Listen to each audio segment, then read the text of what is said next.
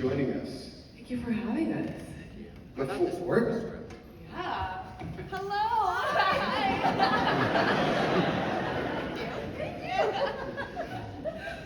We're going to give you a special musical performance shortly. Before we get into that, this film has been a huge hit, as I said, Netflix's most watched ever. How does it feel to be part of such a movie, such a cultural moment?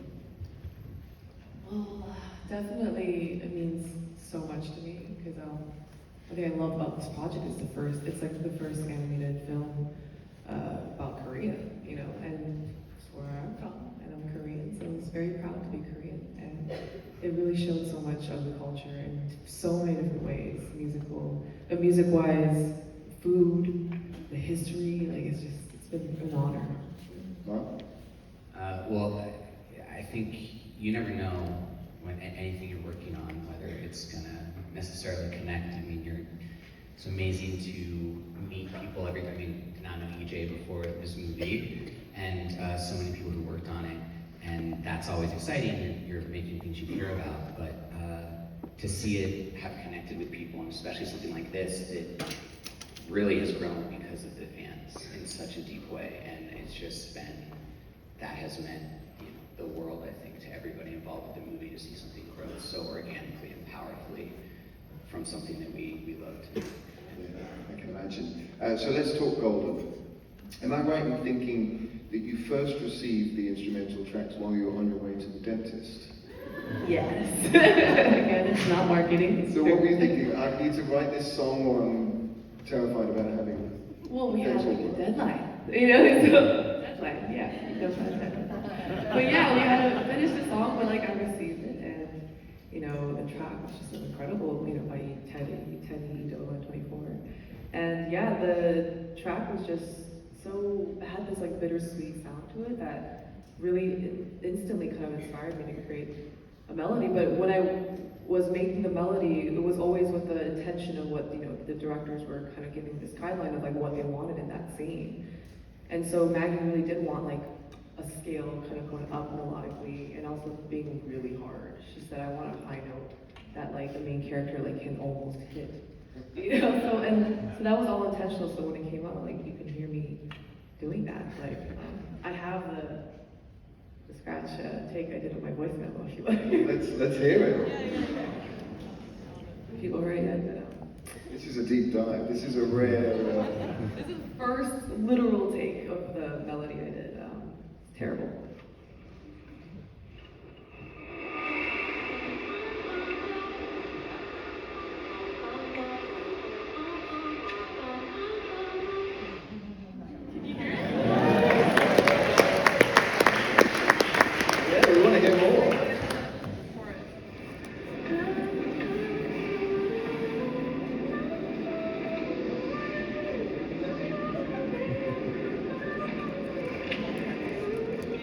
So this is you recording this into your phone on the way to the dentist. Yeah, like and you can hear like, but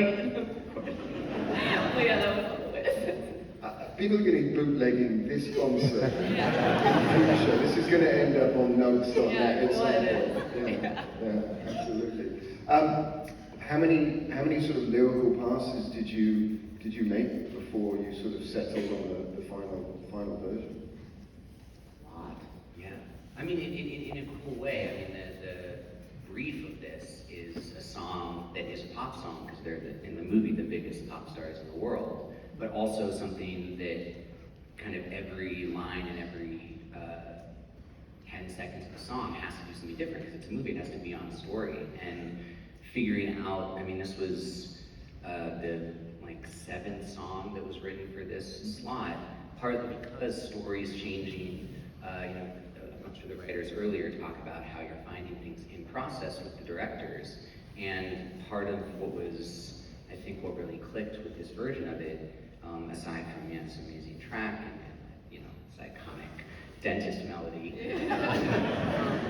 is everyone had the best sense of what exactly needed to happen story-wise, and it's what they say. It's a song about them, and so the first 4 lines are about roommate. Is my mic going in and out? Is that what's happening? Yeah. That's fine.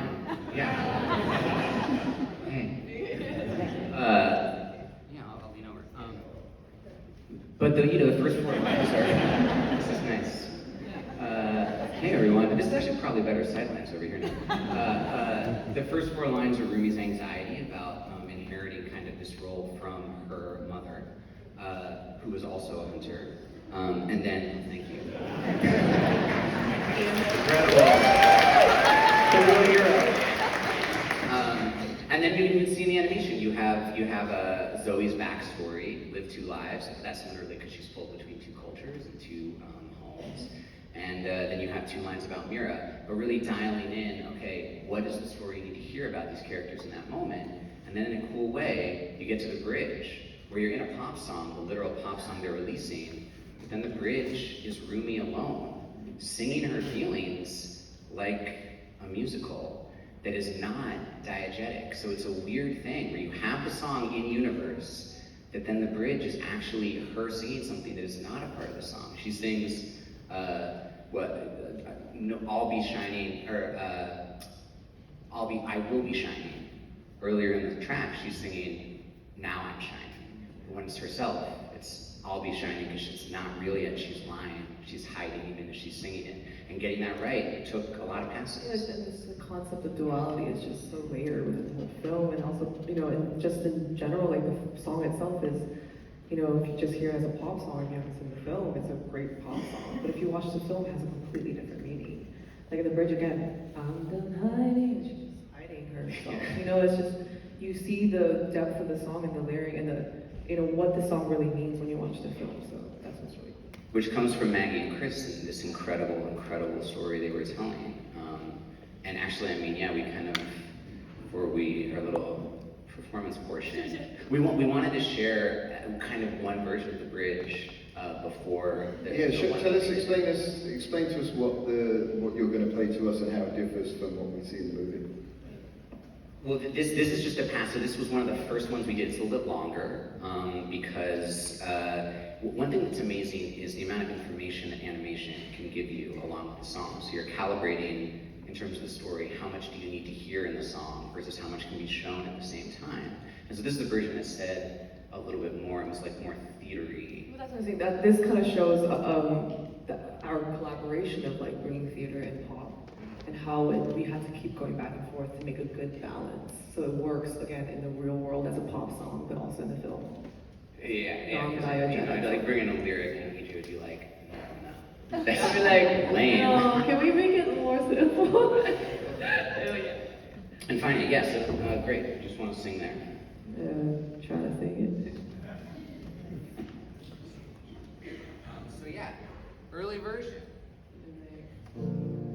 We are hunters, voices strong. That's who we're meant to be. Just hide away a few more days, then I'll be free. Waited so long to break these walls out, to wake up and feel like me. With these patterns all in the past now, and finally live like the girl they all see. Not covering the poison that seemed on my skin. Not wondering if some days the darkness would win. Fought through all the doubt, and somehow I survived. Our voices of power, and now it's our time.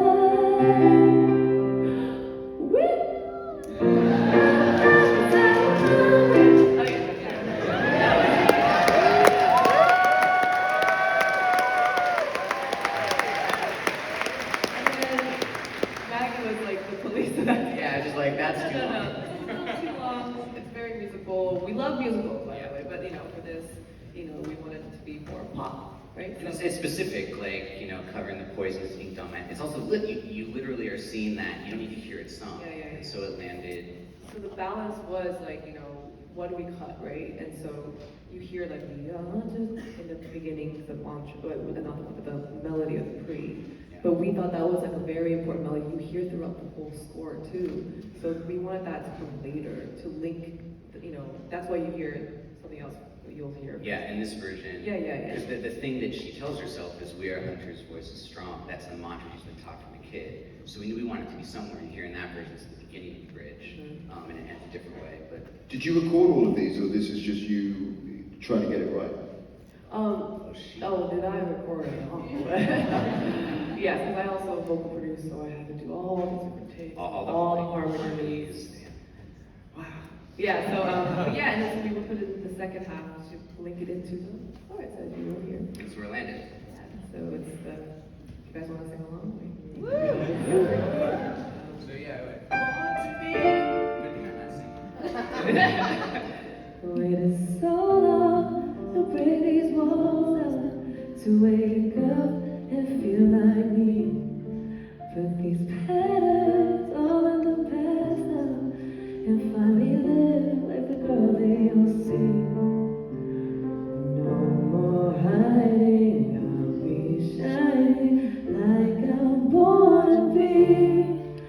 'Cause we are hunters, voices strong, and I know I believe we're going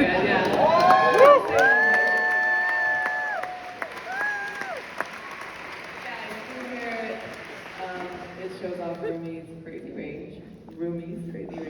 yeah, because that's the trick of the song too. Is you're supposed to hear it that really high note in the first half. Because that's the single they're releasing. It's pre-recorded, but in the moment she's struggling with her voice. So literally, knowing we have to write a song where Literally struggling. yeah, like she can't sing it by the second half of the song in the movie. So where the placement is, you get to hear it, and then when it comes to the end, you can't do it. And then so in the clip you saw, she was finally able to do it at the end, and that's not the song. That's your song.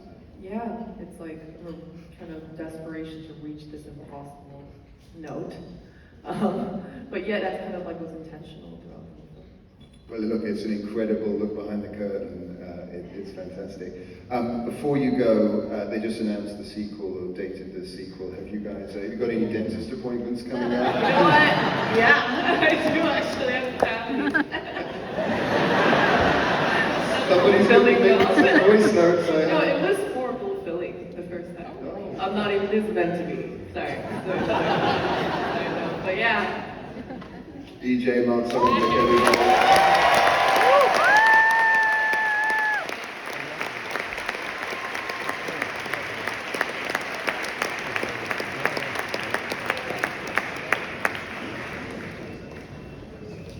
Oh, did I get my phone?